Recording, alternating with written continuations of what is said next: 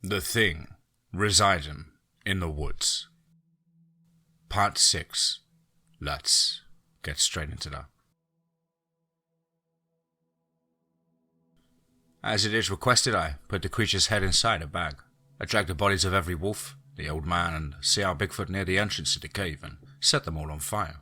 I called Equilibrium, and they came to pick me up. When I got back from this hunt, Alan was waiting for me. "You're talented," he said with a fake smile on his face. "I guess I am," I replied. "Anything wrong?"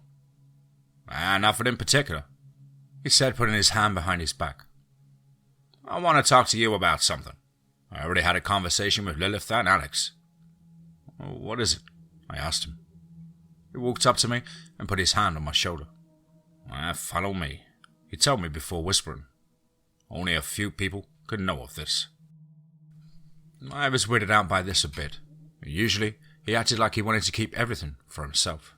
He always thought others would get in his way and only slow him down. He is also known for sharing secrets and not keeping them for himself. But then, he tried to keep Sea Phantom, or its danger, a secret. And that reminded me, I don't believe I mentioned what happened to those 3 hunters that told me about the Sea Phantom. All of them were sent on some hunts and not a single one of them returned. I knew Alan wasn't the warmest and most forgiving person, but I never expected him to go to the point of killing them.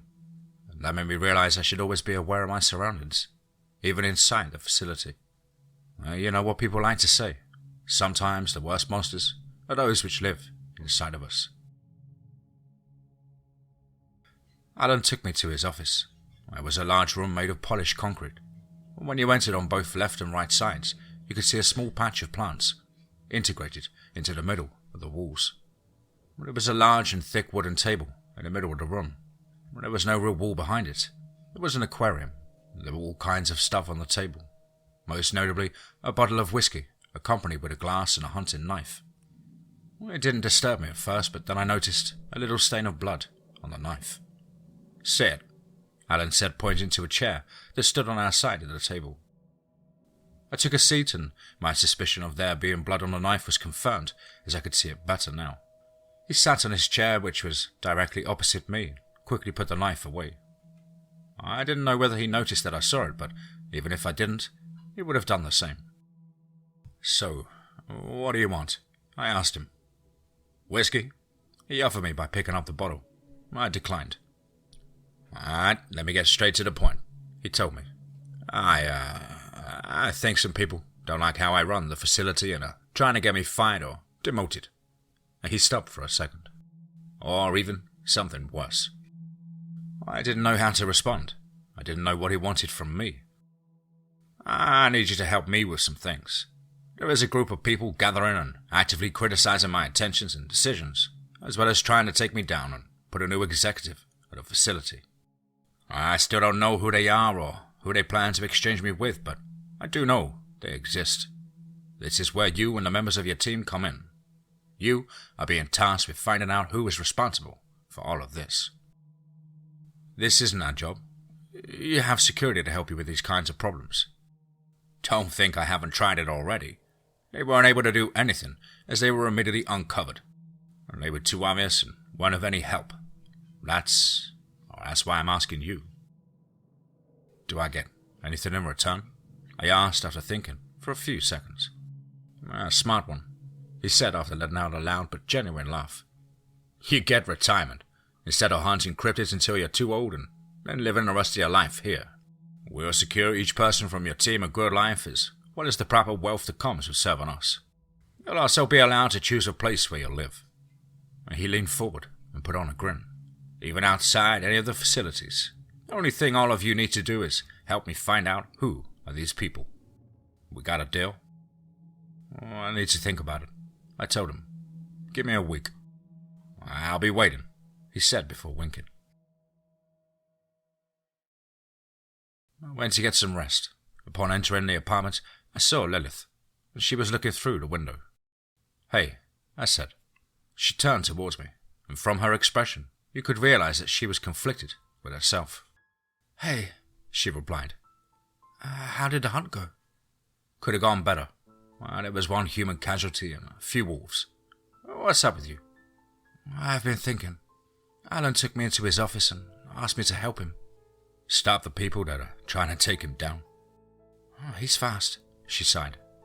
"He just got back and he's already asking you for help." I told him I'd take a week to think. "What?" she asked, confused.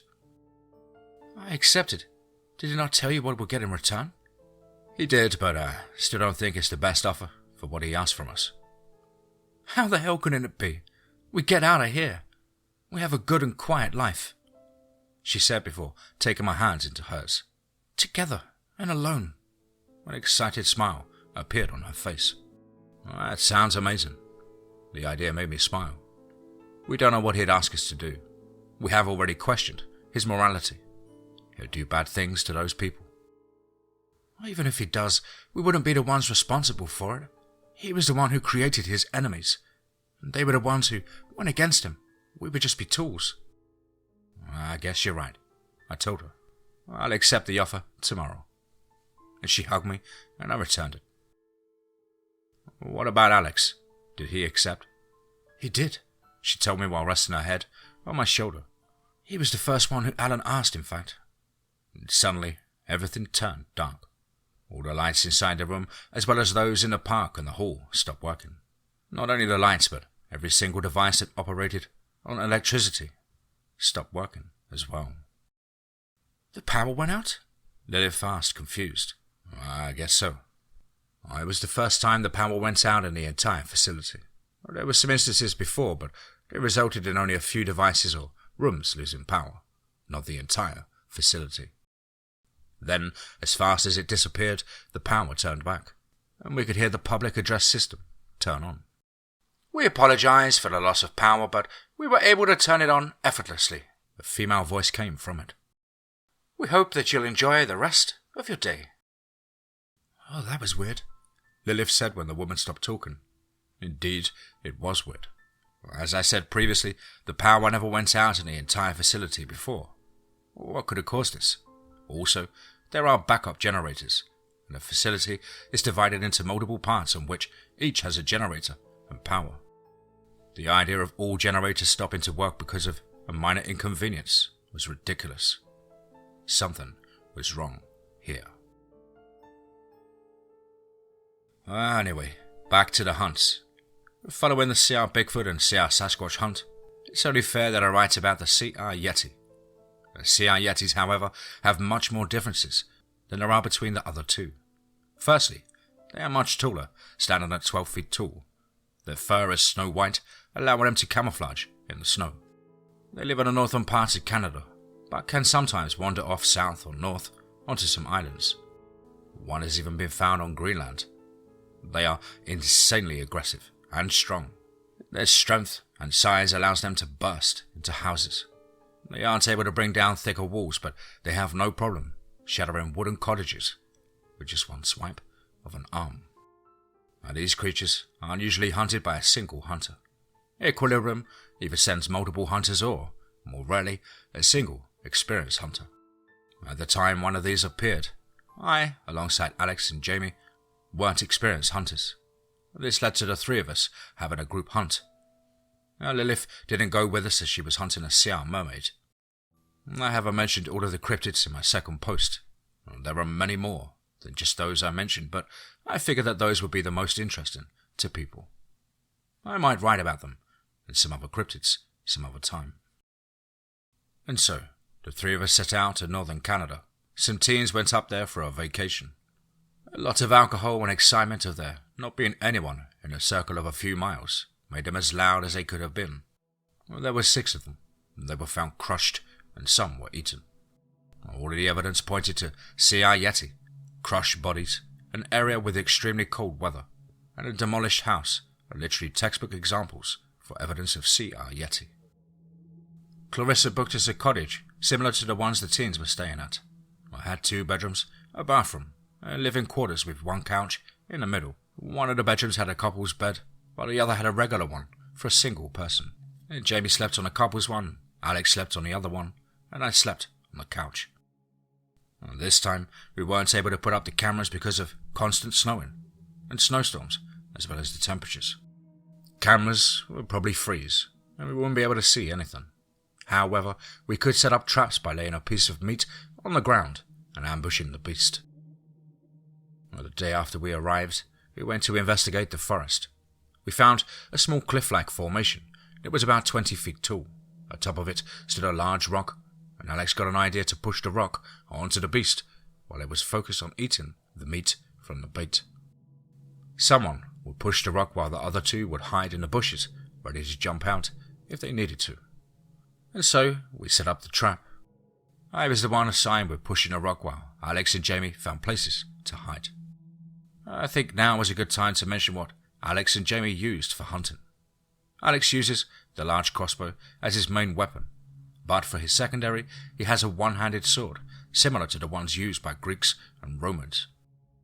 Jamie, on the other hand, uses a two-handed axe as her main weapon and throwing knives as her secondary. And we waited for hours, but the yeti wasn't showing up, making our first day a failure. We contemplated staying on the entire night, but fighting a cryptid while you're tired, it could lead to some devastating outcomes. We decided that we will wait longer the next day and we'll make ourselves some coffee so that we could stay up longer. As we were walking back to the cottage, we passed next to a moose carcass. Its antlers were broken alongside many of the bones inside the body. It was half-eaten as well. This proves just how powerful cryptids can be, and that they shouldn't be messed with in any possible way. But what unsettled us the most is the fact that the carcass wasn't there when we set out to investigate. It was brand new. We returned to the cottage as carefully and quietly as possible, and we were on edge the entire time. After entering the cottage, we felt safe.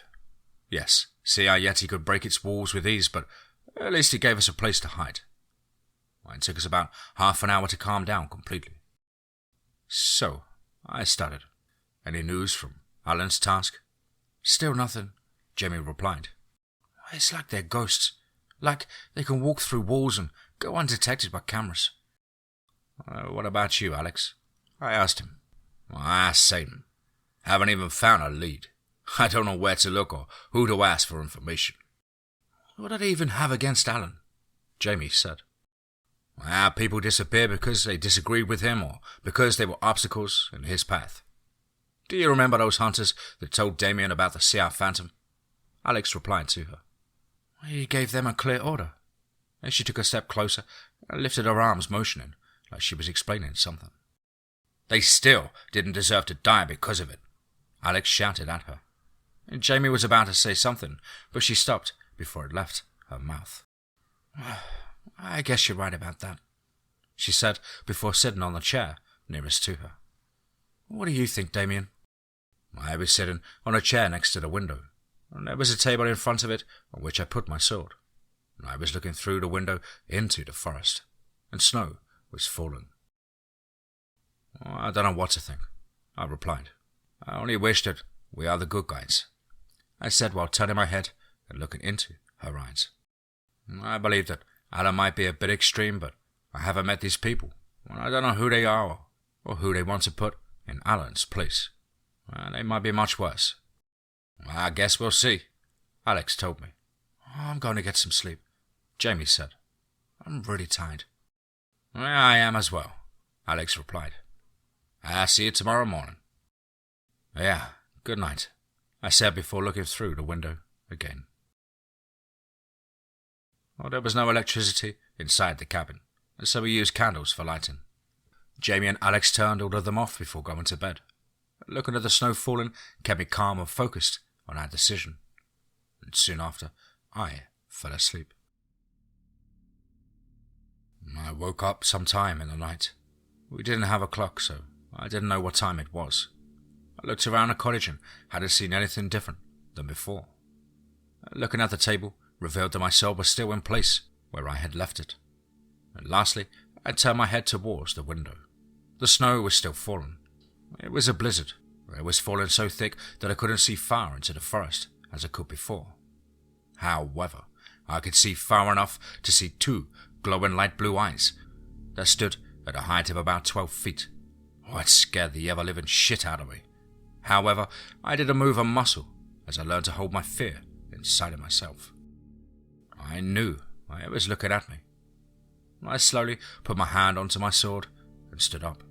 And slowly, I walked backwards. I called after Jamie and Alex. "What is it?" Jamie asked. "Well, it's here," I told her. "It's looking at me." Slowly and quietly, wake up Alex. She opened the doors to her room slowly and walked up to Alex's room. "I heard you," he whispered. "What should we do?" I was about to say that we should get outside and attack it from the sides when it roared and charged. All three of us jumped to the side, and our yeti collided with the wall and shattered it into a million little pieces. It went just between us. "Run to the cliff," I shouted. "I'll push the rock. The two of you should distract it." We ran through the forest and could hear the beast running after us, roaring and colliding with trees. I took a turn where we were close to the cliff so that I could climb it, but the beast followed me. I climbed up to the rock and it tried to swipe at me, but I dodged. And because it was running too fast to stop, it hit the rock and fell off the cliff together with it. And when I saw what happened, I immediately ran to the edge to look at the beast. It fell next to the rock, and our plan was ruined, just like that. It stood up and tried to reach me, but it was too short. The cliff was almost double its height, and then I heard Jamie shouting at it. The cryptid turned around and saw Alex pointing a crossbow at it, and Jamie standing next to him. I'd roared at them, and Alex fired, hitting it in its shoulder. Jamie ran towards the sea yeti, and it tried to hit her, but she slid beneath its arm and between its legs. While sliding, she pierced the sea yeti's leg, but because of its size, it didn't do much. Sea yeti ignored her and charged at Alex. He jumped to the side and managed to dodge. I turned towards Alex and ran up to him. I tried to smash him with both of its arms, but he managed to dodge by rolling to the side. I turned towards him once more, but before I could hit him again, Jamie drove her axe into its back. Well, this time, it felt it. Lilith hit with the other axe and started climbing its back. The creature stumbled around and tried to reach her with its arms, but it didn't manage to do so. It stumbled to the cliff and hit it with its shoulder. When it stopped for a second, looked at the cliff, and turned its back towards the cliff. When Jamie realized what the beast was about to do, she dropped. As she fell to the floor, she rolled between the beast's legs just as it hit the cliff with its back. I saw Jamie sitting on the floor and crawling backwards as the beast slowly followed after it. I decided it was now or never. I took the steps backwards and pulled out my knife, and following that, I ran to the edge of the cliff and jumped. I fell onto the creature's back and stabbed it in the shoulder, and it roared and tried to grab me as well. But before it could try the same thing, it tried to do with Jamie. I lifted my sword and pierced the beast through the lower part of its head. The beast's nerves allowed it to try a few more petty swipes around it before it started falling to the floor. And as it fell, its head turned to the side, and I jumped off of it onto my feet. I looked at the beast and saw that I drove my sword through its mouth. "Oh, great," Jamie complained. "I'm covered in blood." I looked at her and saw that her entire face was red. Even though it died further away, it managed to spit its blood all the way up to her. When seeing this, I chuckled, and after that, I turned around and pulled my sword out. I cut the creature's head off, and now we needed to decide how we are supposed to burn it. We were in the middle of a blizzard, and there was no way we would be able to set it on fire. In the end, we decided to call the body removal department from Equilibrium. Transport came to pick us up, and the hunt was over.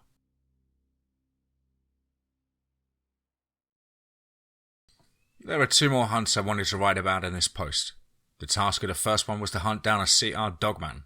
In my previous post I said that these are similar to CR werewolves, and to some extent I was right. They are humanoids covered in fur of the wolf, and they have a wolf's head and tail, and they mostly avoid humans. Both of these are much quicker running on all fours than on their hind legs only. However, that's where the similarity stops.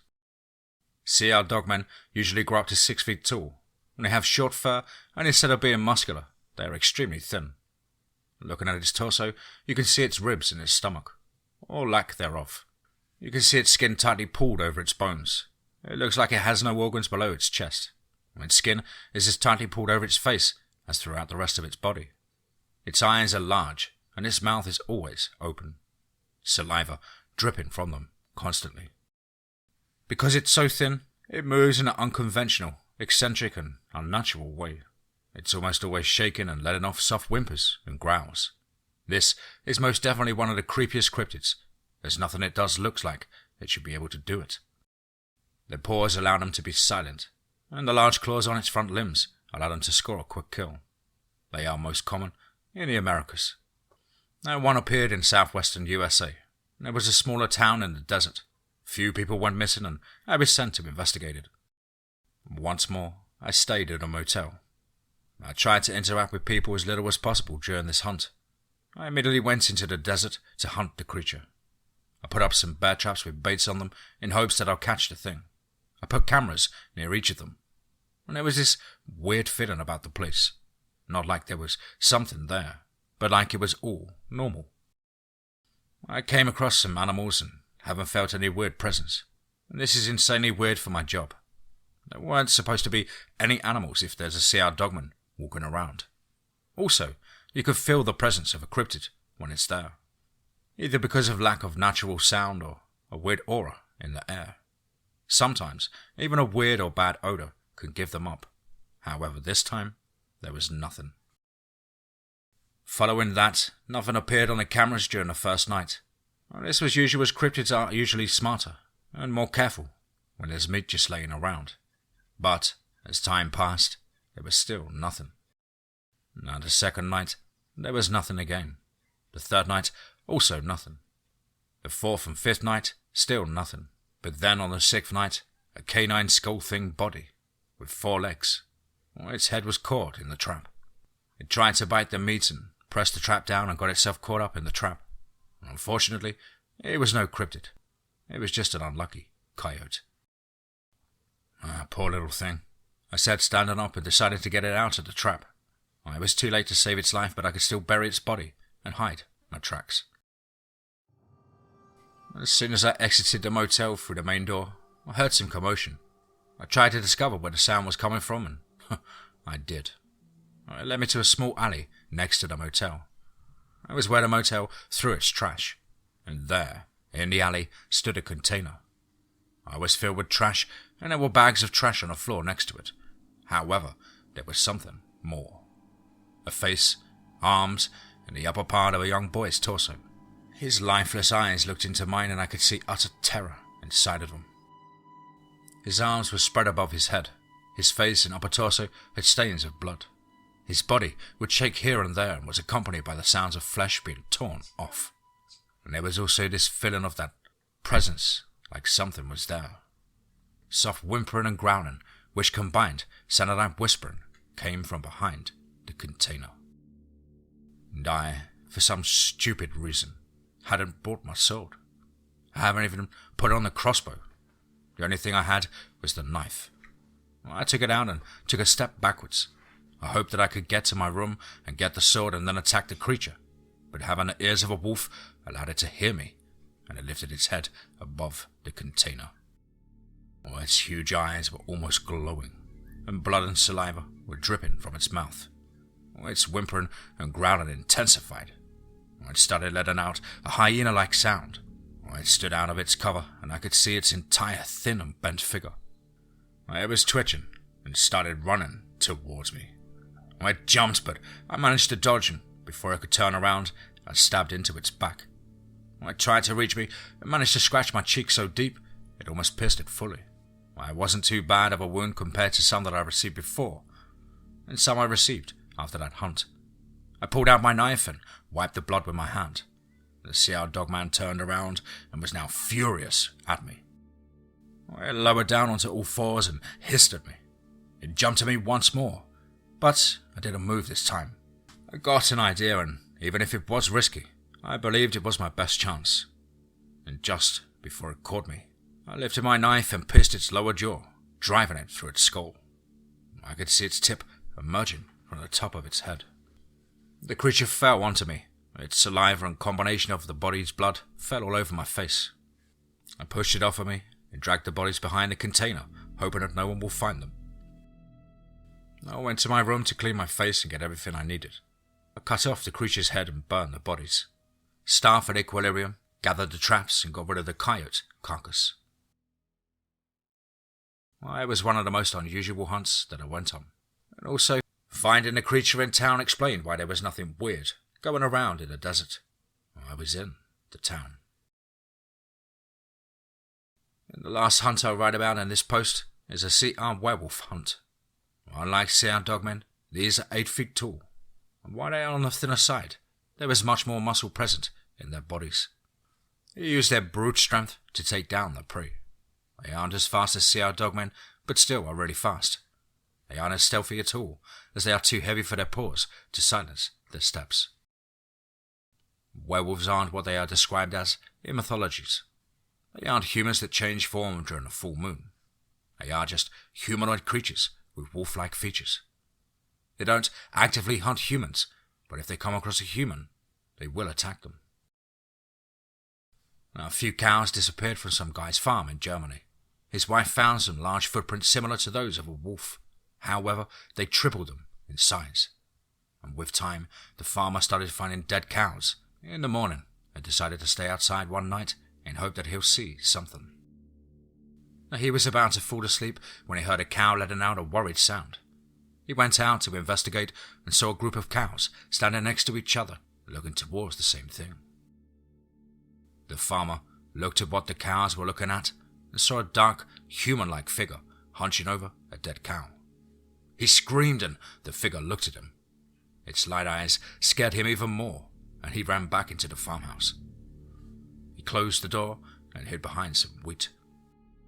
The figure started pounding on the door, and after some time it burst through the door. It shattered into thousands of little pieces, and the thing started sniffing the ground. He'd lowered down onto all fours, and it looked like he had a wolf's head, the farmer said while talking to the local news reporter. It started to walk towards the farmer, and he decided to shoot at the figure. It whimpered and fell onto its back.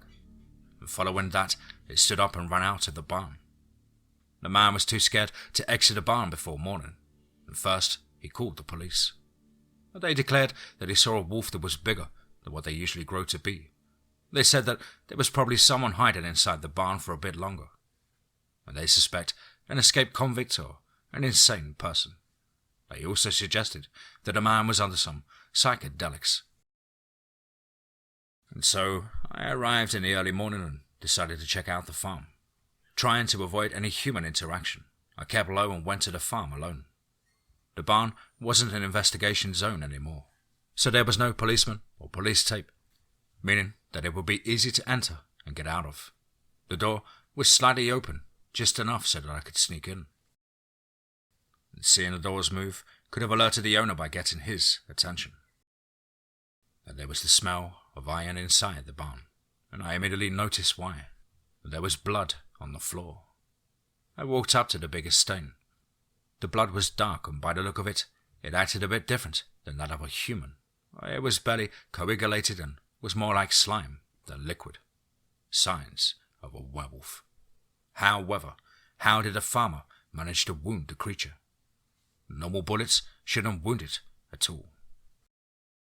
"Who are you?" A voice sternly called behind me while there was a sound of a click.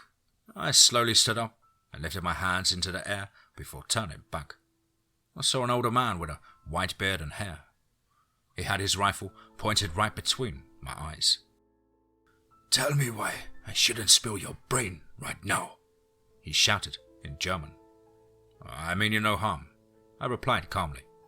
"I just came to investigate."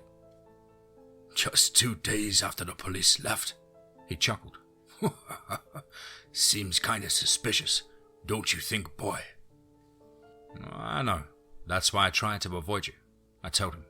"But I guess I'll have to tell you the truth." "What truth?" He held that rifle as firmly as he could. I was paid to find out about the thing you saw. A client whose name I can't tell you recruited me to hunt down what you saw because they are scared of it. And they think it will cause many more problems. Well, the old man lowered his rifle but still kept the sight on me. Are you one of those fanatics that go around hunting Bigfoot and ghosts? He didn't need to tell me for me to understand that it was a rhetorical question. I ask you to leave my property. I don't know who you are nor what your intentions are, but I don't want to kill you. I nodded and started to walk out, and I stopped next to him. How did you wound it? That gun isn't supposed to do anything to it. I don't know. He looked at me with fear visible in his eyes. I couldn't see anything. I just know the bullet connected. Well, if you see it again, don't shoot at it. Shoot into the air. They're sensitive to loud noises and will run away. However, if you hit them, it will agitate them and pump them up with adrenaline. However, if you hit them, it will agitate them and pump them with adrenaline, and it'll attack you for sure. I left the property immediately after that and went into the forest. I see how werewolves are pretty easy to find. You don't even need to find it. It finds you. You just need to set up a trap and hide. And when the night starts falling, the CR werewolves go out to hunt.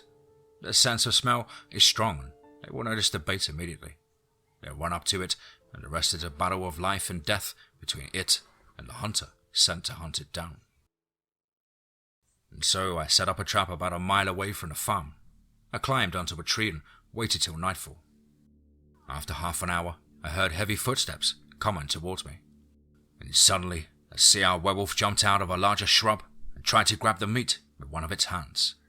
I triggered the bear trap and it howled in pain. I immediately dropped from the tree and it looked me in the eyes. While looking at it, I saw a hole where its left eye was supposed to be. That's why there was werewolf blood in the farmhouse. The old man had shot it in the eye.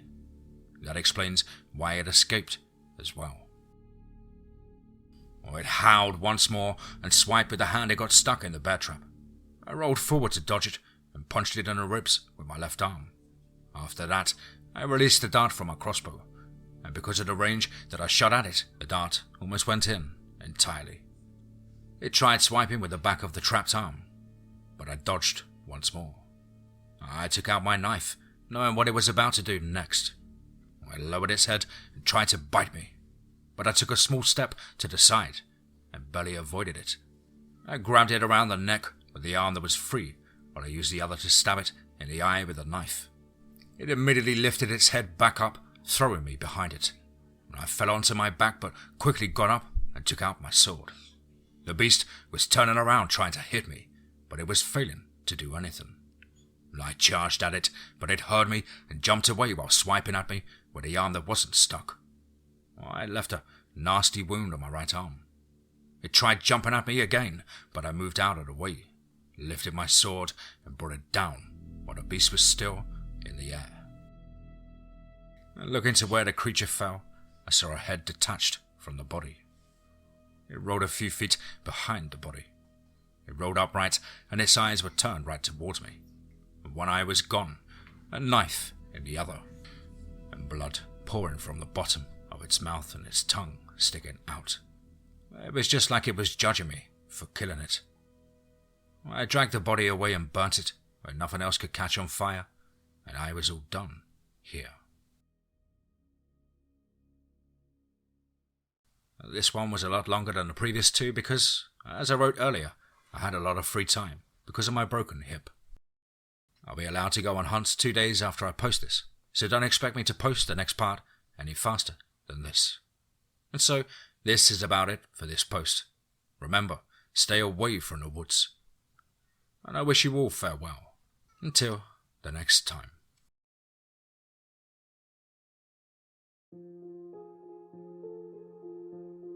Wow. Certainly another one. Wow. Absolutely intriguing, chest-pounding story there, from the incredible mind of the TheHolyCrusader over on Reddit, No Sleep. As always, a huge thank you, Holy, for your incredible support, and allowing me to narrate your work on the show. Really am enjoying this series so much and find myself getting more and more consumed by it. Well, guys and girls as ever, you know the drill here. Please do let us know what you thought down below in the comments box. Please do like and share. It really does help build the channel and our community further. And why not hashtag TeamFEAR and DMT's Cryptid Crew. If you're an aspiring writer or would just like to have a crack at things like myself, then please do get in touch with me at the brand new contact email, which is, as on screen, contactthedeadone@gmail.com. I really look forward to hearing from you. I hope everybody's well and happy and looking forward to the weekend, and you keep it fit and focused. But above all, guys, remember, be safe, not sorry.